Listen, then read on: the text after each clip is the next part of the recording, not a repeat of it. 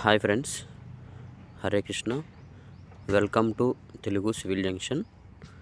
నా బ్యాక్గ్రౌండ్లో కనిపిస్తున్న పరగాలు చూశారు కదా.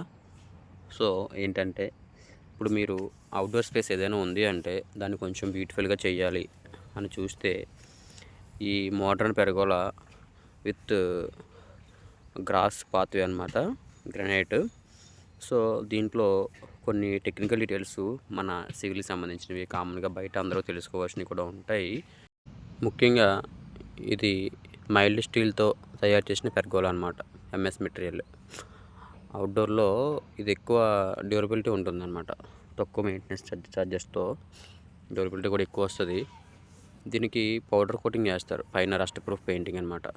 చేస్తే కనుక అది రస్ట్ ఫామ్ అవ్వకుండా ఉంచుకోవచ్చు మంచిగా. దీన్ని ఆ రస్ట్ ప్రూఫ్ పెయింట్ ఏంటంటే దీని లైఫ్ స్టైల్ కూడా పెంచుతుంది అనమాట. అయితే దీంట్లో మెటీరియల్స్ ఏం వాడారు, ఏంటి, ఏ టైప్ ఆఫ్ మెటీరియల్స్ వాడారని చూద్దాము. ఇప్పుడు పర్గోలో ఇప్పుడు జాయింట్స్, ఆ ఫినిషింగ్స్ అవి ఈ పెయింటింగ్స్లో మొత్తం క్లోజ్ అవుతాయి అనమాట, వెల్డింగ్స్ అన్నీ కనిపించకుండా. తర్వాత ఇప్పుడు ఇప్పుడు పర్గోలాకి మెయిన్ పిల్లర్స్ ఉంటాయి కదా, ఈ వెర్టికల్ పిల్లర్స్కి ఖచ్చితంగా బాటంలో ఫౌండేషన్స్ ఉంటాయి అన్నమాట. ఫుట్టింగ్ టైప్ వేయాలి, మినిమం 2 feet by 2 feet అయినా సరే వేయాల్సి వస్తుంది. అది ఎంఎస్ స్క్వేర్ పైపులు 200 by 200 హాలో పైపులు అన్నమాట, స్క్వేర్ హాలో సెక్షన్స్ అవి.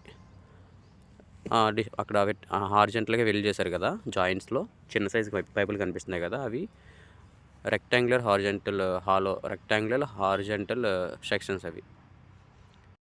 ఇంకా ఇప్పుడు మీరు ఫ్లోరింగ్ అబ్జర్వ్ చేస్తే, ఫ్లోరింగ్లో గ్రనైట్ తాండూర్ అనే స్టోన్స్, వాటికి జాయింట్స్లో గ్రాస్ డిజైన్తో ఉంది. అయితే ఈ గ్రాస్ ఉండటం వల్ల ఒక 2 బెనిఫిట్స్ ఉంటాయి. చూడడానికి బ్యూటిఫుల్గా ఉంటుంది, ఇంకోటి ఏమో డ్రైనేజ్ సిస్టమ్ అనమాట. వర్షం నీరు ఏమన్నా సరే పడినా సరే ఎక్కడ నిల్వ ఉండకుండా డైరెక్ట్గా భూమిలోకి వెళ్ళిపోతుంది అనమాట. దాని కింద మట్టే ఉంటుంది కాబట్టి వాటర్ ఎప్పుడు స్టోరేజ్ ఉండకుండా ఉంటుంది నీట్గా. ఇప్పుడు మీకు కనిపిస్తున్న ఈ బెంచెస్ ఉన్నాయి కదా, ఇది ఒక గ్రనైట్తో చేయబడిన బెంచ్ అనమాట. ఇది ఒక ఆర్కిటెక్చరల్ డిజైన్స్లో ఫేమస్ డిజైన్స్ అనమాట. ఇది యాక్చువల్లీ సైట్లోనే కాస్టింగ్ చేస్తారు, స్టోన్ తీసుకొచ్చి కట్ చేస్తారు.